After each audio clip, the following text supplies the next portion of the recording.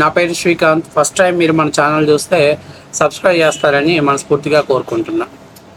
మీ అందరికీ తెలుసు, తెలంగాణలో ఒక గజ్జి కుక్క ఉంది. వాడు నోటికి ఎంత పడితే అంత మాట్లాడుతున్నాడు, ఎంత పడితే అట్లా తిడుతున్నాడు. తిరిగి అతని మీద మాట్లాడబోతే తెలంగాణలో ఆడవాళ్ళ జోలికి వస్తే ఊరుకోం కపడతారంటూ తెలంగాణ వాదాన్ని రెచ్చగొడుతున్నాడు.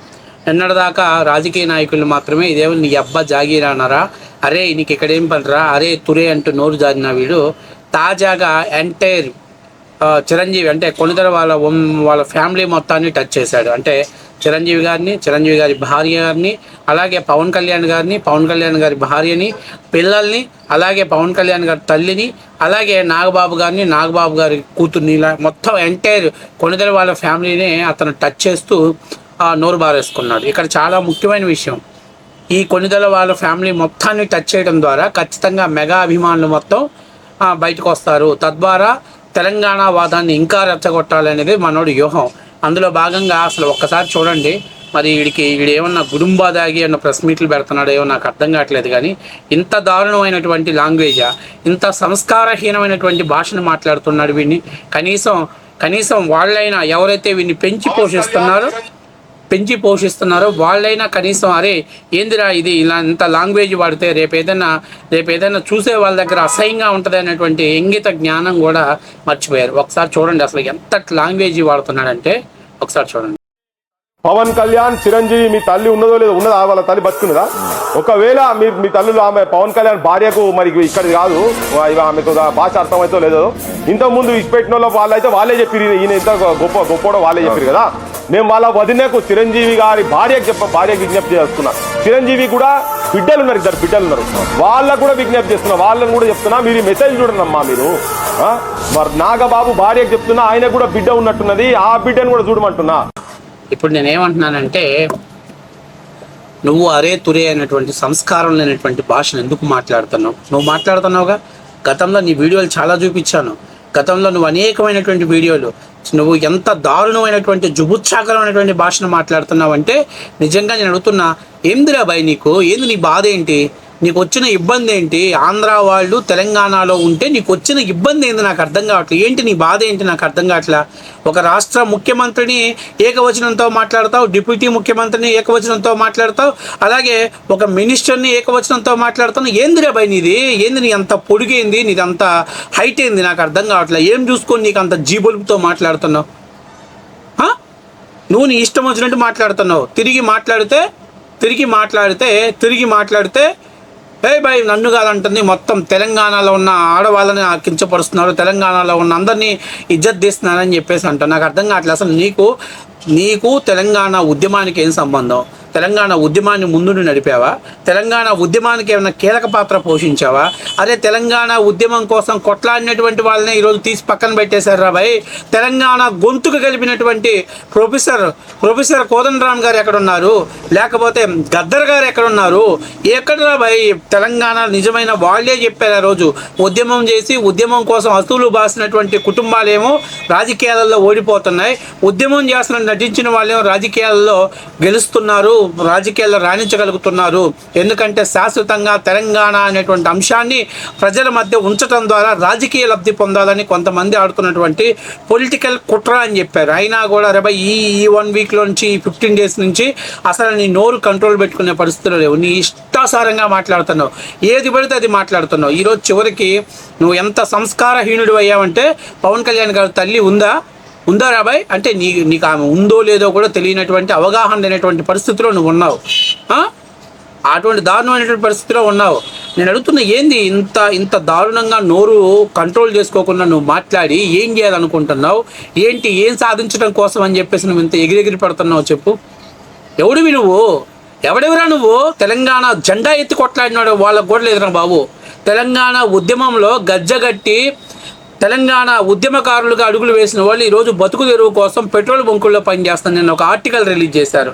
అలాగే తెలంగాణ కోసం అసూలు బాసినటువంటి శ్రీకాంతాచారి తల్లి హుజూరాబాద్లో పోటీ చేసి ఆమెను ఓడించడంలో మీరు కీలక పాత్ర పోషించారు. మీరు తెలంగాణ ఉద్యమాన్ని అడ్డం పెట్టుకొని రాజకీయ లబ్ధి పొందుతున్నారు. నేను అడుగుతున్న, ఏంది నీ బాధ ఏంది? ఆంధ్ర వాళ్ళు అక్కడ ఉంటే నీకు వచ్చిన ఇబ్బంది ఏంటి? నీకేంటి బాధ ఏంటి చెప్పు. నువ్వు నీ ఇష్టాసారంగా ఎవరిని పెడితే అరే తురే అని నోటికొచ్చినట్టు మాట్లాడతావు. తిరిగి మళ్ళీ మాట్లాడితే నువ్వు ఒప్పుకునే పరిస్థితిలో లేవు. ఏంటి నీ దగ్గర నీతులు నేర్చుకోవాల్సిన పరిస్థితి ఏముంది? డాక్టర్ పృథ్వీ అంటే ఏ డాక్టర్ ఆర్ఎంపీ డాక్టర్వా నువ్వు, లేకపోతే సంస్కారవంతమైన డాక్టర్వా? డాక్టర్ ఎవడన్నా ఇలా బిహేవ్ చేస్తాడా? డాక్టర్ ఎవడన్నా ఇలా మాట్లాడతాడా? కొంచెమన్నా సిగ్గుసరం ఉందా? నువ్వు ఈరోజు మొత్తం మెగా ఫ్యామిలీలో ఉన్నటువంటి ఆడవాళ్ళ గురించి నువ్వు మాట్లాడుతున్నావే. నేను అడుగుతున్నా, అసలు నీ నోరు జారి నువ్వు మాట్లాడటం అవసరమా? సమన్వయం పాటించలేక, కనీసం ఓపిక లేక ఎలా పడితే అలా మాట్లాడే నీలాంటి వాడికి రాజకీయాలలో లేకపోతే రాజకీయ వాక్యాల గురించి మాట్లాడాల్సిన అవసరం ఏముంది? ఇంకోటి గుర్తుపెట్టుకో, నువ్వు ఈరోజు మాట్లాడే ప్రతి మాటకి ఏదో ఒక రోజు మూల్యం చెల్లించుకోవాల్సిన పరిస్థితి వస్తుంది. ఏదో ఒక రోజు ఖచ్చితంగా ఇబ్బంది పడే పరిస్థితి వస్తుంది. ఎందుకంటే ఈశ్వరుడు నోరు ఇచ్చాడు అదుపులో పెట్టుకొని మాట్లాడమని. ఏది పడితే అది మాట్లాడమని కాదు, ఎంత మాట పడితే అంత మాట మాట్లాడమని కాదు. ఏమిరా భయ్ నువ్వు పద్దాకలు మాట్లాడితే ఒకే అక్షరంతో మాట్లాడుతున్నావు, ఒకే పదం మీద మాట్లాడుతున్నావు. నేను అడుగుతున్నా, నువ్వు నిన్ను చూసి ఏం నేర్చుకోవాలి చెప్పు? ఎవరు నేర్చుకోవాలి నిన్ను చూసి సంస్కారం? నువ్వు మాట్లాడే ప్రెస్ మీట్లో సంస్కారం ఉందా? నువ్వు మాట్లాడే మాటలో సంస్కారం ఉందా? ఏం చూసి నిన్ను నా సంస్కారం నేర్చుకోవాలి?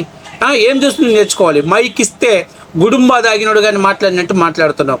మైండ్ చిన్న మెదడు పూర్తిగా చెడిపోయినట్టు మాట్లాడిన. కనీసం ఇక్కడ మాకు ఒక పిచ్చోడు ఉన్నాడు, ఆడన్నా నయ్యం రెస్పెక్ట్గా మాట్లాడుతున్నాడు. కనీసం ఆడ అరుస్తున్నాడు తప్పనిచ్చి ఎక్కడా బూతులు మాట్లాడలే. కానీ నువ్వేంటి నీ స్థాయి ఏంటి? నువ్వు మాట్లాడే మాటలేంటి? నువ్వు ఆర్గనైజ్ చేస్తున్నావా? నువ్వు సంస్థలు నడుపుతున్నావా? కనీసం మాట్లాడేటప్పుడు కూడా రిప్లై ఇవ్వచ్చు, తప్పులేదు. నిన్న ఒకడు మాట్లాడుతున్నాడు, నిన్న ఇంకొకడు మాట్లాడాడు. అంటే వీళ్ళందరినీ ఎవరు పెంచి పోషిస్తున్నారు? ఇంత దారుణమైనటువంటి లాంగ్వేజెస్ని, ఇంత దారుణమైనటువంటి మాటల్ని. ఏంటిది అసలు? ఏంటి మీరేమన్నా తెలంగాణ ఉద్యమాన్ని నడుపుతున్నారా? లేకపోతే కావాలనే తెలంగాణ ఉద్యమం ముసుగున రాజకీయ లబ్ధి పొందాలని చెప్పి కొంతమంది చెంచాగాళ్ళకి బాంచగిరి చేస్తున్నారా అనేది మీరు అర్థం చేసుకోండి. అడుగుతున్నాడు చూడండి. నీకు సోయి రావాలి, బుద్ధి రావాలి, సిగ్గు రావాలి, లజ్జ పుట్టుకు రావాలి అంటే మా పృథ్వీరాజ్ అన్న, లేకపోతే మా పాచమేరి సార్, లేకపోతే మా బక్కజాడ్స్ అన్న వాళ్ళ ఉచ్చరాగనరా మీకు వస్తుంది. ఎవర్రా మీరంతా? ఎప్పుడున్నారా మీరు తెలంగాణ ఉద్యమంలో? మీరు ఏమైనా కనిపించిన మొక్కలేరా? వాడెవడో టికెట్ ఇచ్చిండంట మీకు. టికెట్ ఇచ్చినప్పుడన్నా ప్రజల్లో పోయినారా మీరు? అంటే పవన్ కళ్యాణ్ గారు వేసే ఎంగిల్ మెక్కులకి ఆశపడి మీరు ఇక్కడ తెలంగాణ ప్రజలపైన యుద్ధం ప్రకటిస్తున్నారన్నమాట. తెలంగాణ ప్రజలు ఎప్పుడైనా కానీ శాంతితో యుద్ధం చేస్తారు.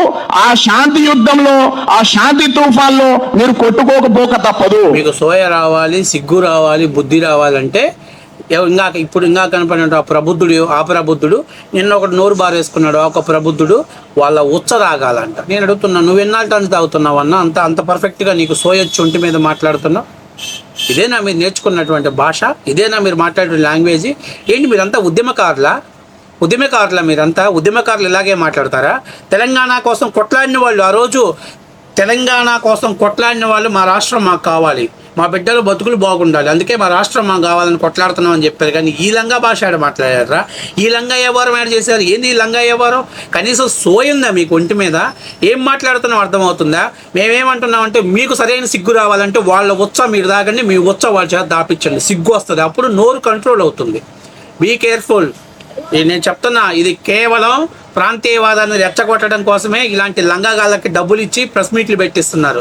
ఆ వెనకున్నటువంటి చెంచాగాళ్ళు ఎవరో గుర్తుపెట్టుకోండి. ఇది రాష్ట్రానికి పెనుముప్పు కాబోతుంది. మీరు నోరు కంట్రోల్ చేసుకోకపోతే ఖచ్చితంగా తెలంగాణ ప్రజలే మిమ్మల్ని చెప్పుతో కొట్టే రోజు దగ్గరలోనే వస్తుంది.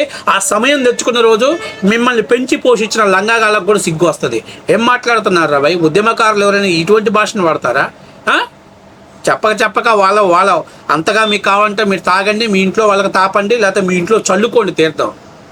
కాబట్టి ఇట్లాంటి లాంగ్వేజీగా ఇట్లాంటి ఫాల్తుగాళ్ళంతా జాయిన్ అయ్యి తెలంగాణ ఉద్యమం అంటూ ప్రాంతీయ విభేదాలను రెచ్చగొట్టే విధంగా మాట్లాడుతున్నారు. ఆలోచన చేసుకోండి.